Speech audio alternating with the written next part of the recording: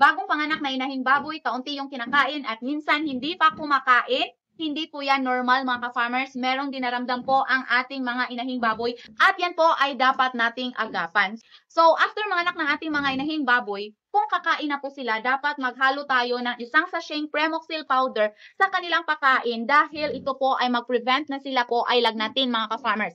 Makikita nyo po yung Premoxil powder, meron siyang amoxicillin, tylosin, at paracetamol. Kaya kahit na hindi pa sila nilalagnat, meron silang protection para sa lagnat mga ka-farmers dahil meron na pong antibiotic at paracetamol. So, maiwasan po yung ating problema na lagnatin yung ating mga mama pigs na magiging rason pa ng ating mga biik ay hindi malusog ang kanilang paglaki dahil kulang po sa gatas ang ating mga mama pigs. So, yan po yung tandaan ninyo mga ka-farmers. Premoxil powder lang po yan, isang sachet. Ihalo nyo po kada pakain sa inyong mga mama pigs.